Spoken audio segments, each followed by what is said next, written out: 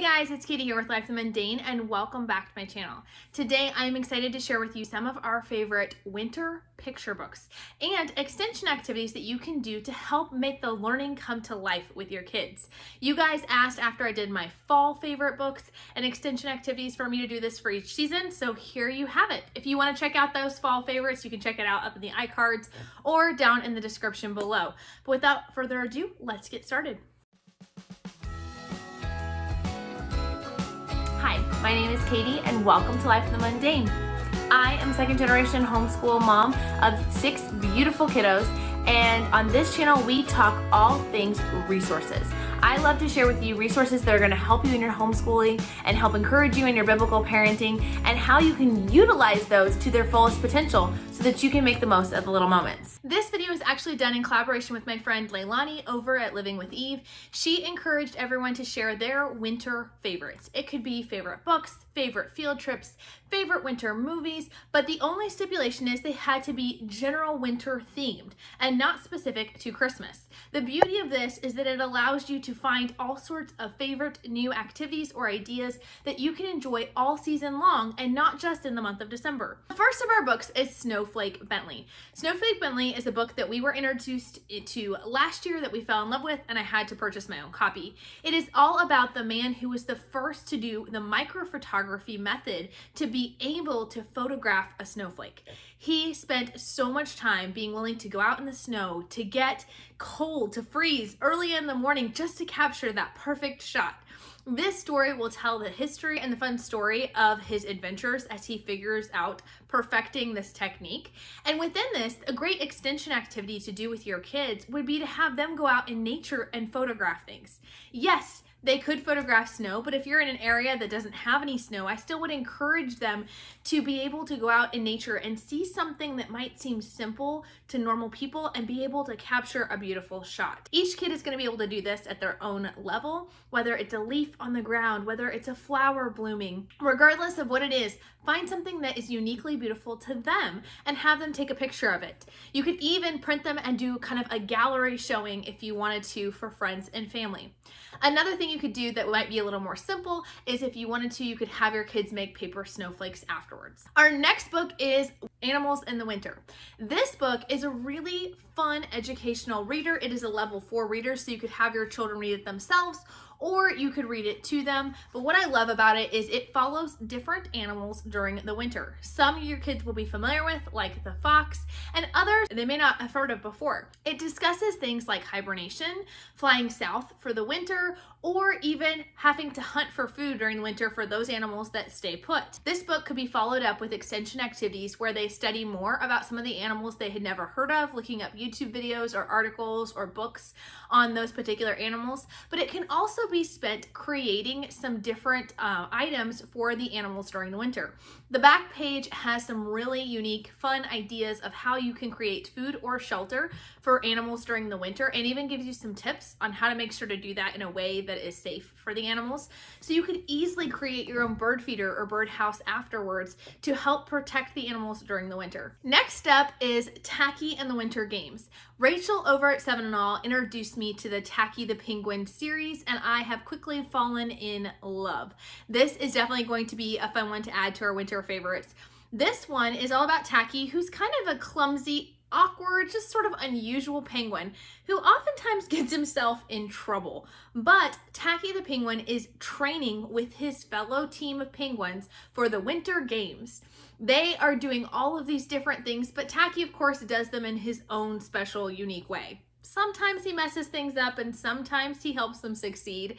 I won't ruin the ending for you, but I will say this is a funny one that will have your kids rolling on the floor laughing and really enjoying. But it's also a great introduction to the Winter Olympics. Whether it is a Winter Olympic year or not, your kids can still learn about the history of the Winter Olympics, some of the sports that are played during the Winter Olympics. You could look up videos of clips of past years, or maybe even host your own winter games for you and the neighborhood kids. Next up is Bear Sleeping. This one is a fun one that has very easy for little ones to read, so it would be a great early reader. There's just a few words per page, but it talks about bears and hibernation. It talks about what they do in hibernation, as well as what other things they do to prepare for hibernation. So you're gonna get to kind of go through all 4 seasons with this. This would be a really good one to talk about the different seasons with younger kids, to be able to look again up some information on bears and learning more about what they do in hibernation, and great to pair with our winter animals favorites, as it talks about a lot of other animals that also hibernate. Our next one is Brave Irene. If you guys saw recently, I got this in a book outlet shipment, and I was totally new to this story, but it is a really fun one. It's about a little girl who is helping her mother deliver a dress to the Duchess so that she can have it in time for the ball. But a blizzard comes in and she perseveres to get this dress delivered. There are so many reasons why she should have failed, why she should have given up, but yet she perseveres. It's great to talk about a good work ethic and hard work. But what I loved about this book is the descriptive language. There are so many descriptive words in here. Regular sentences that would be put in a children's book that would be so boring and lackluster, but instead they have lots of great vocabulary in here. So this book would be great to read with your older kids. Then maybe have an extension activity of having them practice using dress-ups, as Andrew Pudewa talks about in IEW.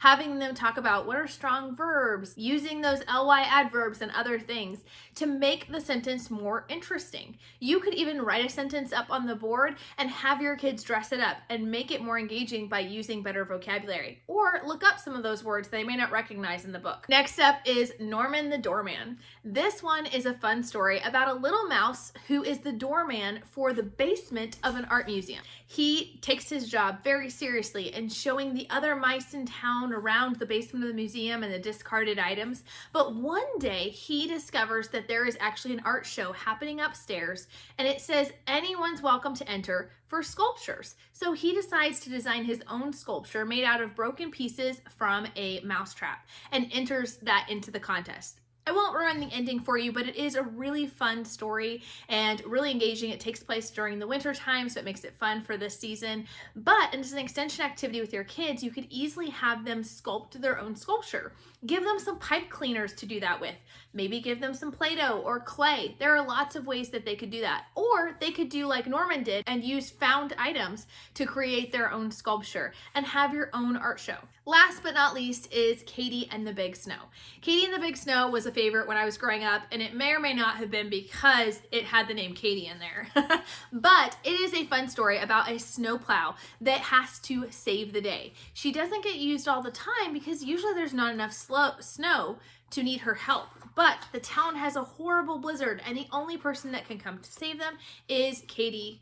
So she comes in and she saves the town one by one. They're all asking for her help, and she comes and she gets them all out and gets them to safety. This book would be a great one to talk about sequencing. If you wanted to talk about first she saved this person, then that person, then that person. But this is also good because it highlights many of our community helpers, many of the people that really it takes to run our community. People like the post office workers, people like the police or the firefighters, the teachers. You could have them talk about different community helpers, read other books about community helpers, or maybe even do a fun service project for a local community helper. Dropping off little treats for your postal workers, writing a thank you card to your police officers or to local teachers in your school district. This is just a really great way to engage your kids and get them to be aware of the world around them. All of that to say, there are some of my favorite read alouds picture books for the winter time. I would love to hear what your favorites are, as I'm always looking to add to this list, and I can't wait to watch the playlist to see everybody else's great ideas. Be sure to stick around, subscribe, and we'll talk to you next time. Bye.